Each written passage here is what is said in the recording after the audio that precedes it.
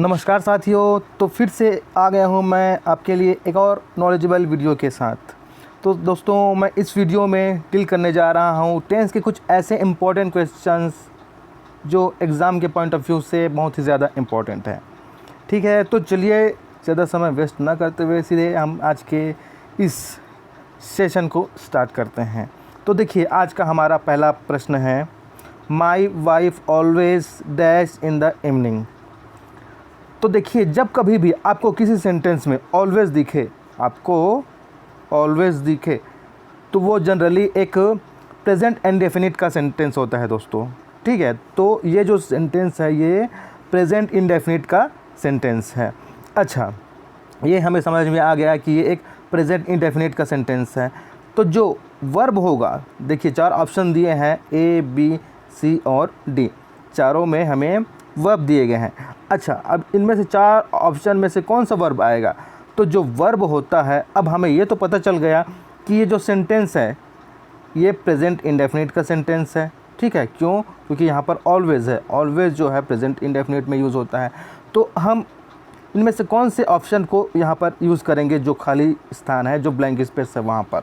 तो देखिए, अगर हम एलिमिनेशन मेथड को अपनाएं तो देखिए, ये जो ऑप्शन सी है ना, ये प्रेजेंट परफेक्ट का वर्ब है, ये प्रेजेंट परफेक्ट के लिए यूज़ होगा। तो ये तो कैंसिल हो गया, यहीं पर ये यूज़ नहीं होगा। जो ऑप्शन डी है, इज़ कुकिंग, ये प्रेजेंट कंटिन्यूअस का है, ये भी यूज़ नहीं होगा। अब रहे 2 ऑप्शन, ए और बी। इन दोनों में से एक ऑप्शन आएगा। अब इन दोनों में से कौन सा ऑप्शन आएगा, ये हम कैसे डिसाइड करेंगे? तो ये डिसाइड होगा सब्जेक्ट के अकॉर्डिंग, क्योंकि हम जानते हैं एक सब्जेक्ट वर्ब एग्रीमेंट होता है। तो सब्जेक्ट वर्ब एग्रीमेंट के अकॉर्डिंग क्या होता है कि जो अगर सब्जेक्ट सिंगुलर है तो वर्ब भी सिंगुलर होगा, अगर सब्जेक्ट प्लूरल है तो वर्ब भी प्लूरल होगा। ठीक है, अब हम आते हैं सब्जेक्ट पर। तो यहाँ पर सब्जेक्ट को ध्यान से देखिए, तो क्या है? माई वाइफ, यानी कि यहाँ पर एक पर्सन के बारे में बात हो रहा है। एक पर्सन के बारे में बात हो रहा है, मतलब वो क्या है? वो सिंगुलर है दोस्तों। ठीक है, वो क्या है? सिंगुलर है। और जब जो सब्जेक्ट है सिंगुलर है तो वर्ब भी क्या होना चाहिए? ये भी तो सिंगुलर होना चाहिए ना, तो वर्ब भी सिंगुलर होगा। अब देखिए, इन दोनों में से सिंगुलर कौन सा है?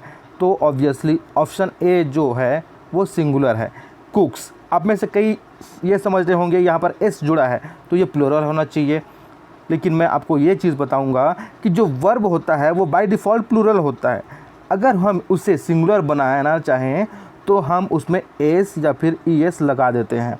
तो एस या ई एस लगाने से वो जो वर्ब होता है वो सिंगुलर हो जाता है। इसलिए यहाँ पर ऑप्शन ए करेक्ट आंसर होगा दोस्तों। ठीक है, तो ये क्या हो जाएगा? My wife always कुक्स in the evening, ये हमारा सही सेंटेंस होगा। ठीक है, तो ऑप्शन ए सही है, कुक्स। ठीक है, चलिए बढ़ते हैं अगले क्वेश्चन पर। देखिए, हमारा अगला प्रश्न है, I dash a coat because it is very cold today. अगर आप इस सेंटेंस को ध्यान से पढ़ेंगे तो किसके बारे में बात हो रहा है? आज के बारे में बात हो रहा है। देखिए, यहाँ पर दिया है ना, it is very cold today. तो अगर हम आज के बारे में बात कर रहे हैं तो आज का दिन है वो तो कल निकल जाएगा, ये आज बस रहेगा, और कल आएगा तो आज का दिन निकल जाएगा। यानी कि जो आज का समय है वो एक टेम्प्ररी समय है। और जब भी हम टेम्प्ररी समय के बारे में बात करते हैं तो हमेशा वो एक कंटिन्यूअस टेंस होता है दोस्तों। आप हमेशा याद रखना, जो हम कंटिन्यूअस टेंस में बात करते हैं ना, वो एक टेम्प्ररी वर्क या टेम्प्ररी एक्शन के बारे में बात करते हैं, या फिर जब हम टेम्प्ररी बात करते हैं जो अस्थायी होता है तो वो हमेशा कंटिन्यूअस टेंस में ही होता है। अच्छा, यहाँ पर मैंने कहा टेम्प्ररी बात हो रहा है, यानी कि आज के बारे में बात हो रहा है जो ख़त्म हो जाएगा, कल आ जाएगा तो आज का दिन निकल जाएगा। तो जो ब्लैंक स्पेस है वहाँ पर एक कंटिन्यूअस जो टेंस है आना चाहिए, है ना, वो वर्ब आना चाहिए जो कंटिन्यूअस टेंस में है। तो अगर हम इन 4 ऑप्शन में देखें तो हम चलिए एलिमिनेट करते हैं कि कौन कौन सा ऑप्शन नहीं आ सकता यहाँ पर ब्लैंक स्पेस पे।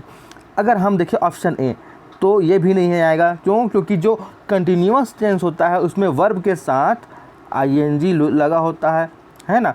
तो ऑप्शन ए जो है वो कैंसिल हो गया, एलिमिनेट हमने कर दिया। ऑप्शन बी भी देखिए, इसमें भी वर्ब के साथ आईएनजी नहीं लगा हुआ है, इसलिए ये भी कैंसिल हो गया। ठीक है, अब देखिए ऑप्शन डी भी देखेंगे तो इसमें देखिए वर्ब के साथ आईएनजी नहीं लगा हुआ है, तो ऑप्शन डी भी कैंसिल आउट हो गया। बचा सी ऑप्शन सी बचा, ये हो गया हमारा आंसर दोस्तों इस क्वेश्चन का। तो ये क्या हो जाएगा, I am wearing a coat because it is very cold today. ठीक है, तो ये जो कॉन्सेप्ट है ना कि जब भी हम किसी टेम्पररी एक्शन या टेम्पररी वर्क या फिर टेम्पररी समय के बारे में बात करते हैं तो वो हमेशा ही कंटिन्यूअस टेंस में होता है। ठीक है, आई होप आपको ये समझ में आया होगा। चलिए बढ़ते हैं अगले क्वेश्चन पर। तो देखिए हमारा अगला क्वेश्चन है, the sun rises in the east and dash in the west. ठीक है, अगर आप इस क्वेश्चन को ध्यान से देखेंगे तो यहाँ पर जो कंजंक्शन एंड है इसने दो क्लॉज को डिवाइड किया है। पहला क्लॉज है एंड के पहले, दूसरा क्लॉज है एंड के बाद। ठीक है, तो पहले क्लॉज में क्या हो रहा है, the sun rises in the east. ठीक है, अच्छा ऑप्शन देखेंगे क्या है, is setting, sets, set, setting, यानी कि ये सभी क्या हैं, ये सभी वर्ब हैं। तो हम पहले जो क्लॉज में है उसका वर्ब देखेंगे तो ये क्या हो गया, राइजेस। ठीक है, राइजेस क्या हो गया, वर्ब हो गया दोस्तों। ठीक है, राइजेस। अब मैं आपको एक इम्पॉर्टेंट चीज़ यहाँ पर ये बताऊँगा कि जब भी हम दो चीज़ों की तुलना करते हैं तो वो हमेशा समान चीज़ें होनी चाहिए। जैसे अगर मैं नाउन की तुलना करता हूँ तो नाउन से होना चाहिए, प्रोनाउन की करता हूँ तो प्रोनाउन से होगा। अगर मैं एडजेक्टिव का करता हूँ कंपैरिजन तो वो हमेशा एडजेक्टिव से होगा। इसी प्रकार जब मैं वर्ब की तुलना करूँगा तो वर्ब से होगा। ठीक है, अच्छा जो वर्ब भी है वो इक्वल फॉर्म्स के होने चाहिए। जैसे अगर मैं प्रेजेंट इंडेफिनिट की बात कर रहा हूँ तो प्रेजेंट इंडेफिनिट से उसका तुलना करूँगा। अगर मैं पास्ट इंडेफिनिट की बात कर रहा हूँ तो उसकी तुलना मैं पास्ट इंडेफिनिट के साथ करूँगा। अगर मैं कहूँ सिंपल फ्यूचर टेंस की बात कर रहा हूँ, ठीक है, तो उसका तुलना भी मैं सिंपल फ्यूचर टेंस के साथ ही करूँगा। यानी कि जो तुलना है वो दो समान चीज़ों के बीच ही होती है, आप हमेशा ये याद रखना। अब देखिए यहाँ पर जो वर्ब है राइजेस, यानी कि राइज तो वर्ब है, इसके साथ एस जुड़ गया है, राइजेस हो गया है। तो हमारा जो ब्लैंक स्पेस है वहाँ भी जो वर्ब होगा उसमें भी एस जुड़ा होना चाहिए। तो देखिए कौन सा ऑप्शन है ऐसा जिसमें वर्ब के साथ एस जुड़ा हुआ है, तो अगर हम देखेंगे तो ऑप्शन बी में ऐसा है दोस्तों। ठीक है, क्या है ये, सेट्स। तो ऑप्शन बी हमारा सही आंसर होगा इस क्वेश्चन का। तो इसको हम पढ़ेंगे तो क्या हो जाएगा, ये the sun rises in the east and sets in the west, ये हमारा सही आंसर होगा दोस्तों। ठीक है, चलिए बढ़ते हैं अगले क्वेश्चन पर। हमारा अगला क्वेश्चन है, look there he dash after the thief. अच्छा, अब ध्यान से पढ़ें इस क्वेश्चन को तो आप देखेंगे कि इसमें किसी पर्टिकुलर मोमेंट के बारे में बात किया जा रहा है। जैसे लुक देयर, वहाँ देखो, मतलब उस समय के बारे में बात कर रहा है जब कोई इंसान है उसको देखने के लिए बोला जा रहा है।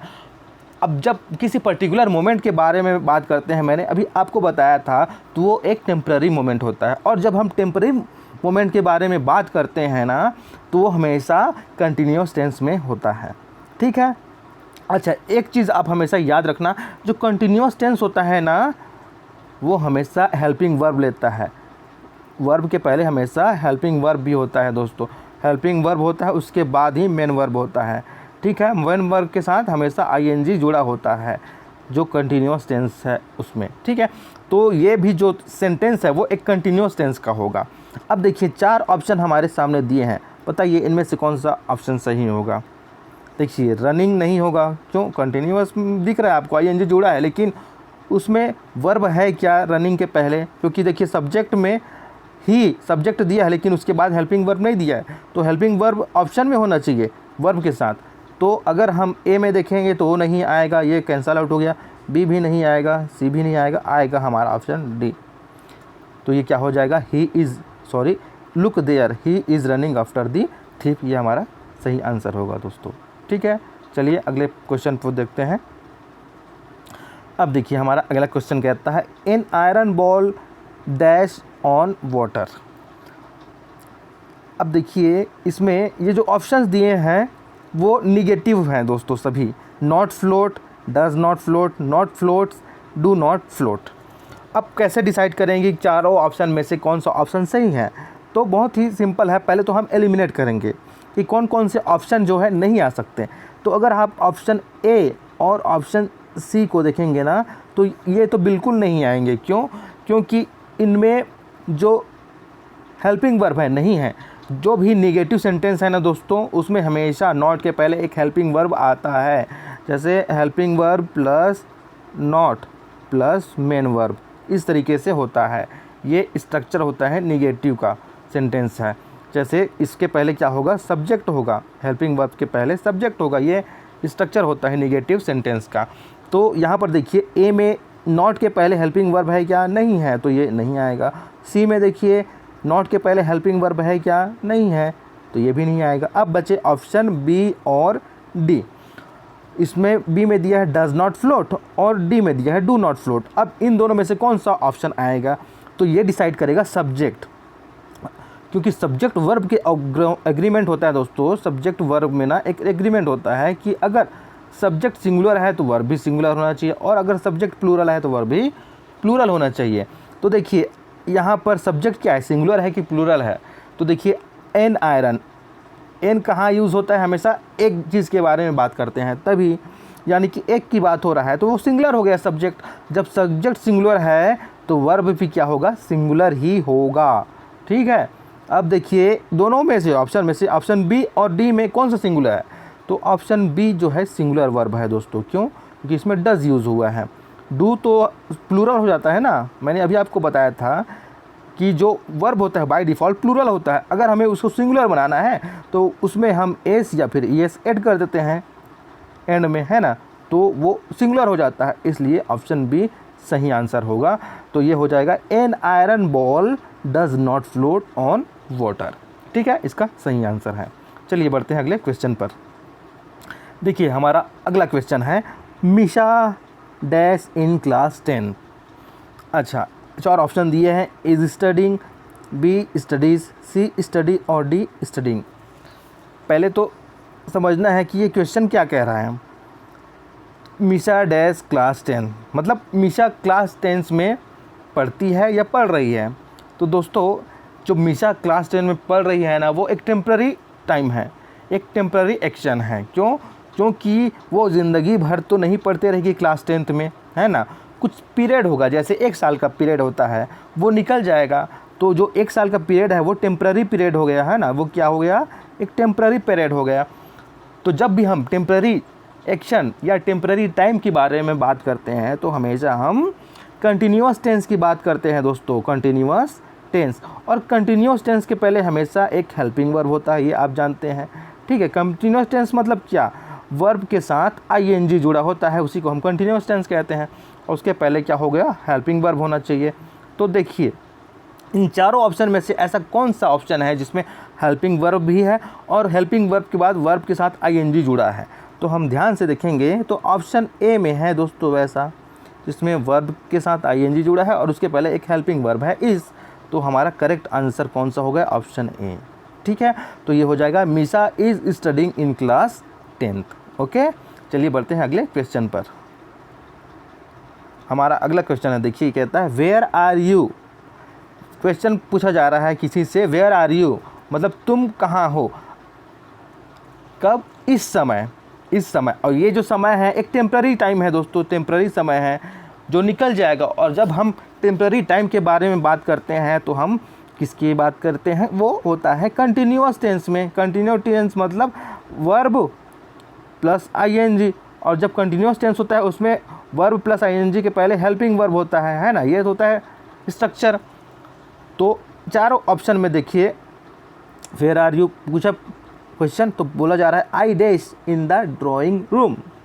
तो देखिए यहाँ पर हेल्पिंग वर्ब होना चाहिए प्लस वर्ब का फर्स्ट फॉर्म के साथ आईएनजी होना चाहिए। तो ऐसा कौन सा ऑप्शन है जिसमें वर्ब के साथ आईएनजी जुड़ा है और उसके पहले एक हेल्पिंग वर्ब है?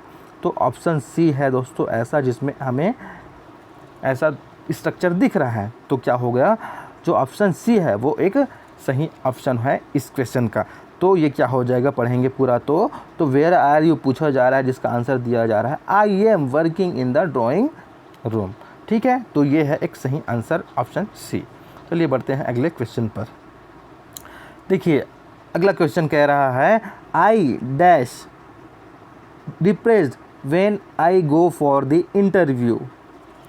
अच्छा, ये जो सेंटेंस है ना दोस्तों, एक कंडीशनल सेंटेंस टाइप का है। देखिए व्हेन लगा है, तो व्हेन जो होता है वो एक कंडीशनल सेंटेंस में यूज़ होता है।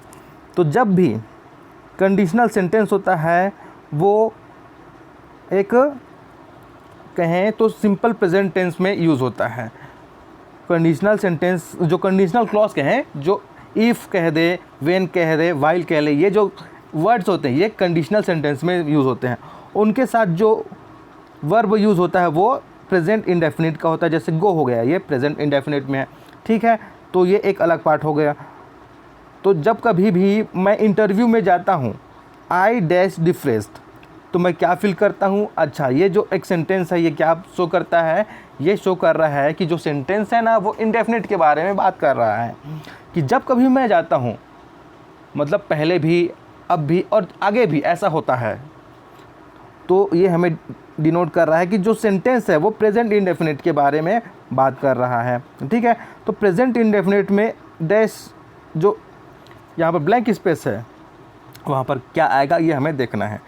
देखिए 4 ऑप्शन है, felt, I am feeling, feels and feel.